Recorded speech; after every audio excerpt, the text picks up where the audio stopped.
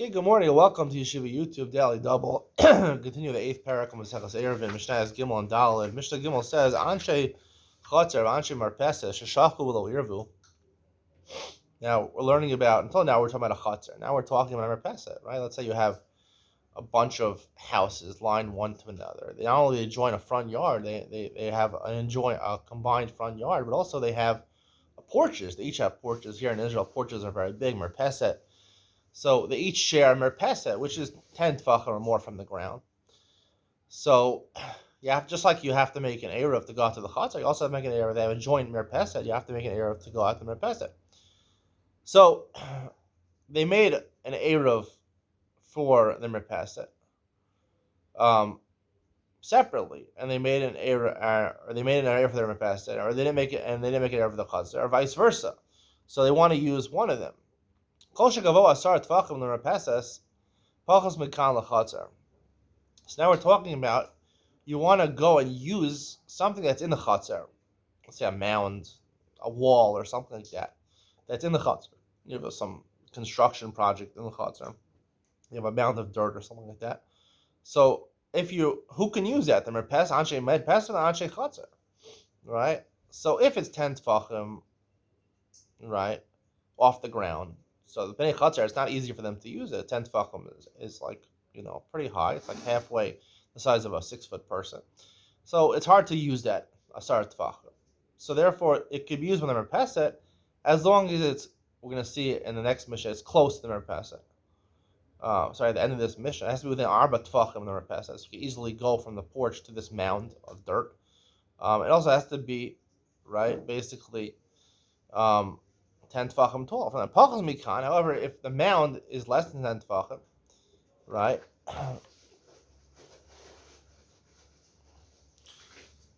Right. So also the merpeset, the mound has to be not only within 4 tefachim, right, across from the merpeset. You can easily jump it, but it has to be within 10 tefachim.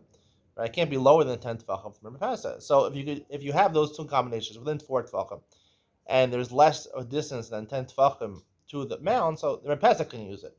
The chatzar can't use it if it's 10 tefachim high. Pachas mikan, the chatzar. If it's less than that, it can be used also by the chatzar, and also for the merpeset if it's within 4 tefachim across from the merpeset, and less than 10 tefachim, height-wise from the merpeset. Chulias abor v'asela. Chulias abor. Let's say you dig out a pit in the middle of your chatzar, and on the sides of the bor, you have all the dirt that you took out from the pit. You put on the sides, which basically forms a mound. That's selling a big rock. It's a similar halach, a rock, or another way of having a pile of dirt. So again, if it's 10 tefachim high, it's not easily accessible for the chatzar, so they can't use it. But if it's within 4 tefachim across and within 10 tefachim height-wise from the merpeset, they could use it. However, it's less than that, right? If it's less than 10 tefachim, so even the Bnei Chatzar can use it, but it's not 10 tefachim high.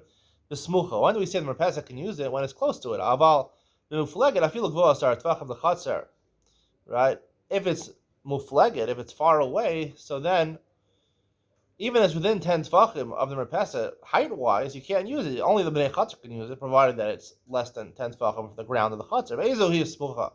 What's considered close to it? If it's not 4 tefachim away from it, it's not 4 tefachim away from it. You can easily jump down to this pile of rain from your pesach, pile of dirt. Dalit, I know it's an Eruv of a base shar. Let's say you put your Eruv, right? We talk about collecting the Eruv in Chatzeros. It has to be bread. It has to be bread. It has to be a grogeris for each person. So where are you putting it? You're supposed to put it in one of the houses, right?